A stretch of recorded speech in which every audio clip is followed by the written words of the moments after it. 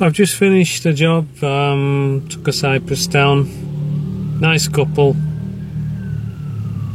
not far from my place, and I just wanted to touch on something that I briefly spoke of on the last video,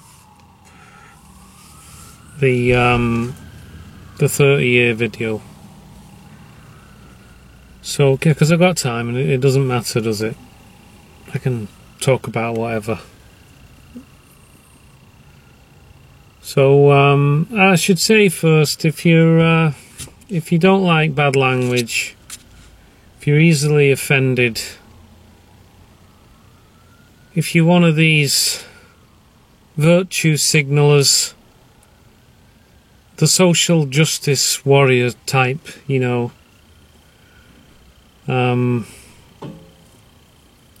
you should probably switch off now and hit the dislike button if you want. Do it now and then switch off, because you're not going to like this. I don't even know why you subscribe. You know, I know for a fact that I've got people who subscribe just to hit the dislike button. And it's just the weirdest thing. And I know it's true because, you know, I know what time the video goes live, obviously, because, you know, I initiate that. And I know how long the video is. So I know how long it takes to watch it. Watch the whole thing. And there's people that will hit the dislike button before they've even got through a minute or so's worth of footage, and the video might be 15-20 minutes long.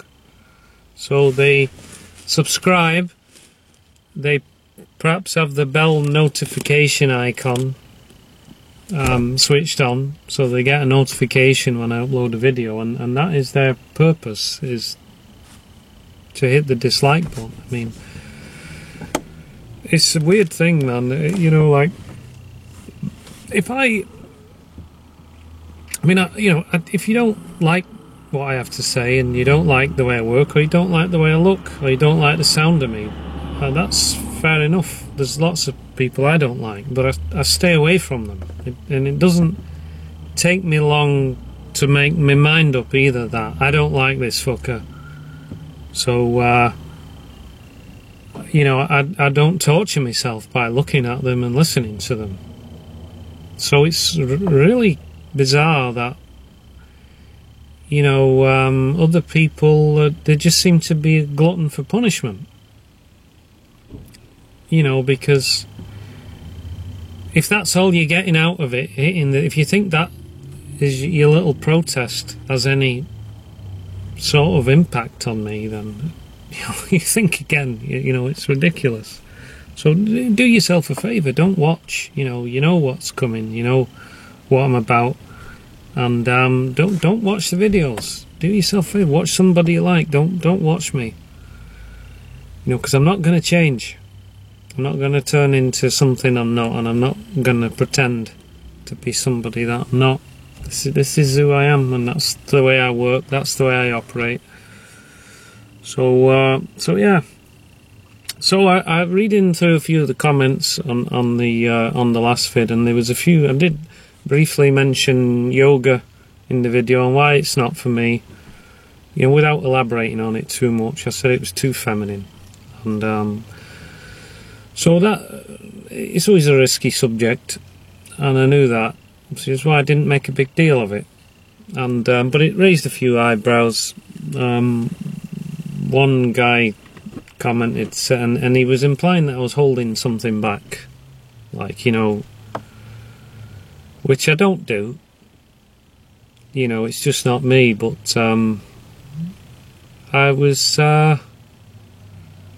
don't like to talk too much about situations, and I can't speak for other people's situations either. I can only tell you my experience of it. And then there was another guy, and we were just chatting a minute ago, And he was obviously a bit offended, and implied that I was shaming people, you know, who partake in yoga. That was his implication, and he used that word, shaming. And well, firstly, you can't shame somebody else. You know, shame is self-imposed. You know, you feel shame within for something that you've done wrong, and you know you've done it wrong, or you could have done it better. Might not hit you straight away, it might be in hindsight. But nobody can put shame on you, and you can't put... You know, people say it. Fools say it. Shame on you, you know.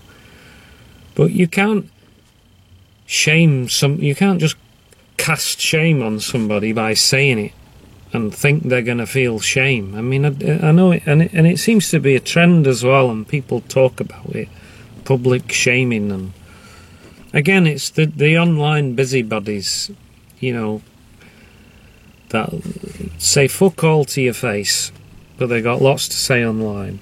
So they all go around shaming each other, or shaming the people they don't like. But it doesn't make sense, you know. Shame comes from within. You don't get to shame somebody. We had some twats once. Me and Dave were doing a tree in a Esquimalt. We took down a big deodar cedar, and there was this woman came marching past on her way to the soup kitchen, which is where they give free food out, because she obviously didn't have a pot to piss in herself. And on her way she was shouting, shame on you for cutting the tree down. Tree which was the decision of the homeowner and had been approved by the municipality without question. It was been mutilated in the past and was the wrong tree in the wrong location. It was a disaster, really, and not a native tree. So there was no problem with the permit.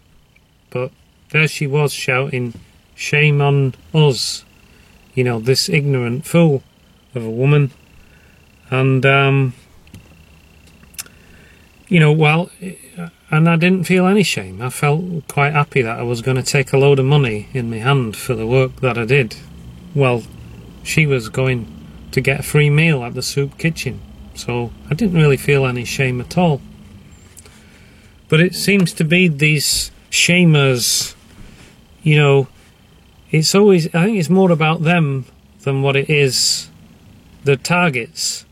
You know, it seems to be an effort on their part more to draw, you know, kind of attention to themselves, to show how virtuous they are, you know. And so the shame thing is fucking bollocks, and it's just sad that it's taken off and people think they have this sort of power to cast shame on others. I'm going to say you're shamed, so you're shamed. You know, fuck off. Seriously, fuck off. You know, Bob, a friend of mine, told me, he's another tree man, solid bloke, and he lives not far from me. And he said his crew were working in the garden, which they're entitled to, through the pandemic, you know, and they were doing some work, some maintenance work, and the neighbour started shouting out the window over a microphone, shame on you, social distancing. You know, you could have just gone and had a quiet word, but no, it wasn't about that. It wasn't about shame. It was about that person with the microphone drawing attention to themselves, getting everybody to look, and pathetic. Fucking pathetic. But anyway, I'm just discarding the whole shame thing. It doesn't make sense, you know. You can't shame somebody. It's just, shame comes from within. You know, that's it. Nobody tells you that you're shamed, you know. Ridiculous. So anyway, the lad brought that up and whatever, and we talked about it. It's civil, you know. Could have gone the other way, but it's been reasonably civil. So I'm just going to explain what I mean when I say yoga and feminism and everything else. The first time I heard of yoga, or somebody, I probably heard the words, and I think I knew what it was, but there was somebody told me, and he was a tree man, and he still is. His name is Robert Knott, and he's from the UK, and he's a great bloke. Very good tree man, intelligent fella, thoughtful. You know, he's the sort of guy, you can tell him a story about anything, and he will fill in the bits that you missed, because he's very empathetic, and he's kind of wise and pays attention. Just great company, you know. I haven't seen him in ages, but you know, you could see him and, you know, not fail to have some common ground, something to say, an engaging conversation that actually means something. There was some honesty there. So anyway, I hadn't seen him in ages, but he was the first one to tell me that he does yoga. I'm sure it was yoga he was talking about, and you know, as just a part of his exercise and conditioning and therapy, whatever you want to call it. I don't know what context he did it, whether he did it in classes or whether he did it in groups or he did it alone, whatever. And if he says something, there's people will call him Noddy. So if Noddy said it's true, I'd tend to believe him. And fair enough, that was it. That's what I knew about yoga, and he was the first person I ever knew that went to it, that did it. And then, anyway, kind of some few years after that, I moved to Canada, which is now almost 9 years ago. And yoga seems to have gained a lot of momentum and is very popular among women in particular. It's predominantly females that attend these yoga classes. When I was growing up, you know, and up until probably that conversation with Noddy, the predominantly female exercise classes were kind of, you know, I don't know what you call them, keep fit, step classes and aerobics, that kind of thing. And it would be where women went to not only to exercise, but it was their space. And you didn't have to say that, you didn't have to talk about it, but you just knew it. And you stay the fuck away from it. You know, and they go there, they do the workout, they get all sweaty, do what they do. I think it's quite an undignified kind of thing to partake in, and that's why you leave it with them. It's their little sanctuary in a way, you know. Get the fuck away from the men in their life. So, and my mum was an aerobics teacher. She taught it for years. She was like a personal trainer, and she worked very, very hard and was great. Was a good coach. From what I led to believe, she did it for a long, long time. That was way before yoga was even heard of in England. And then, but since moving to Canada, I've realised it's a very popular pastime. Predominantly among women, it's sort of, in a sense, it's replaced aerobic exercise, you know, to an extent. There are still women who like to go and jump about and do that style of exercise. Fair enough, but yoga's a big deal, obviously. And I kind of just see it as sort of a substitute.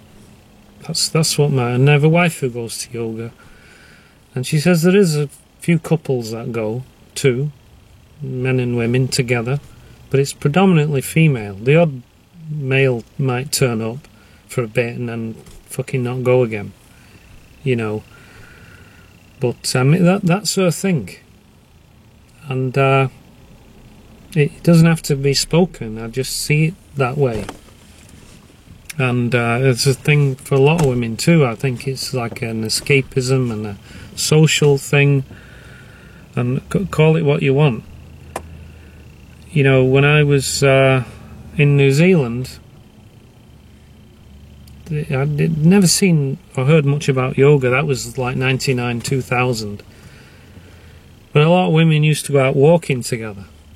This fucking walking with weights and shit really fast. You'd see them in the morning, loads of them. They were everywhere. And that was their thing.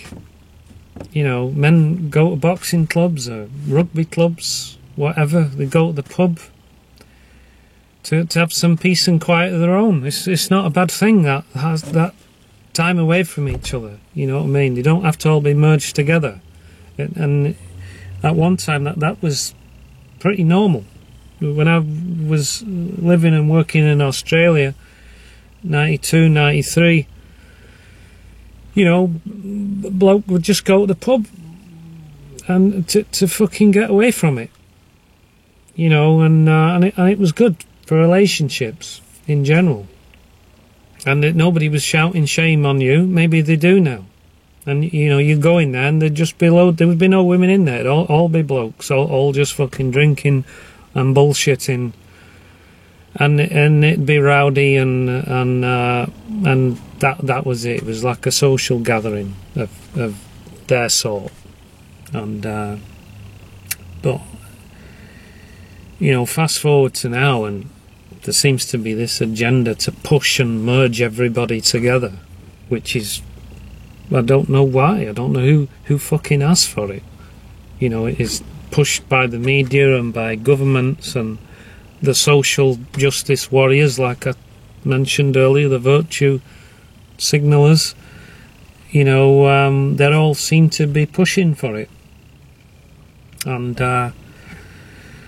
but I can't get my head around it at all. It's I'm not going to change my views. I mean, we're all a kind of a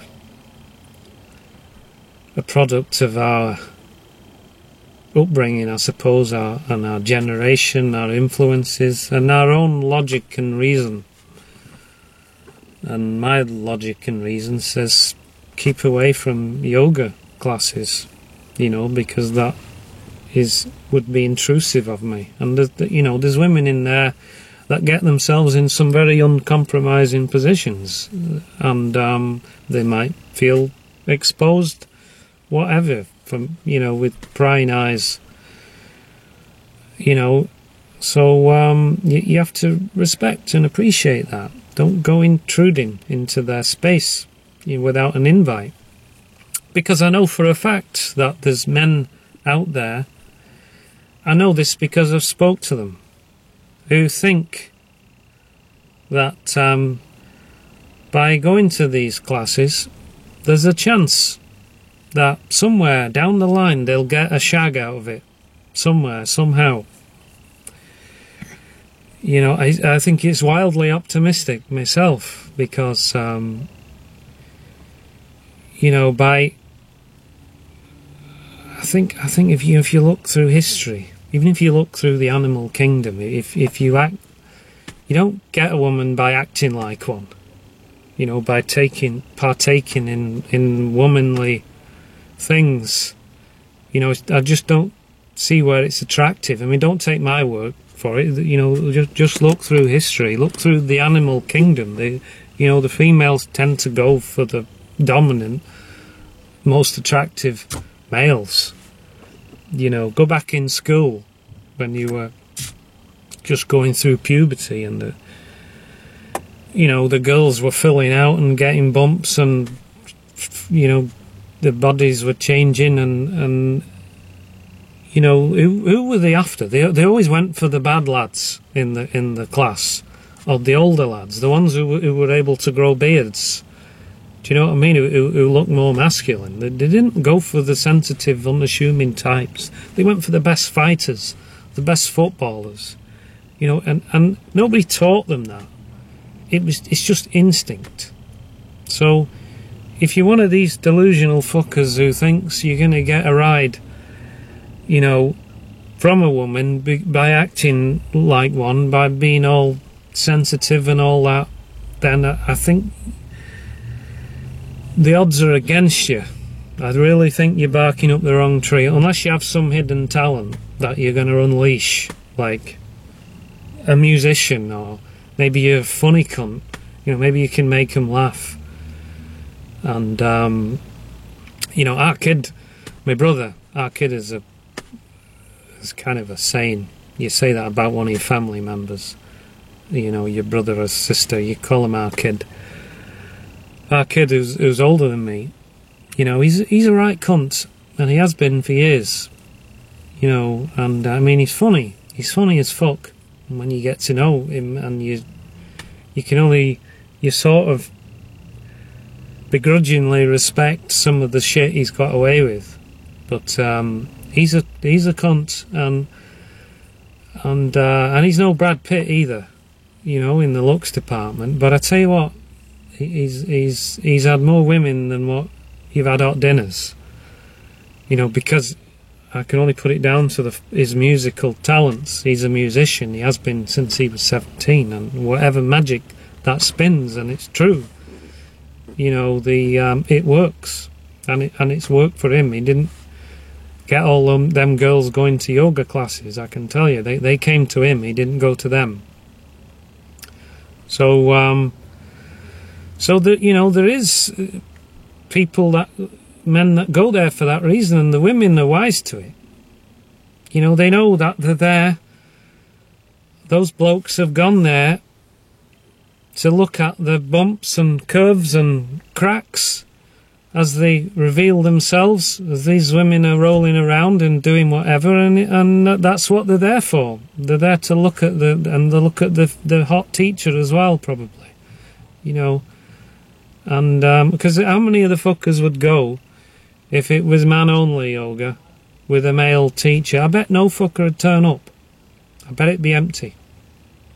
So, you know, when I say it's too feminine, it's a feminine pastime, you know, and for me, it's just a boundary that you don't cross. You stay the fuck away. It's like a girls' night out, or hen parties, or anything like that. Stay the fuck out of it.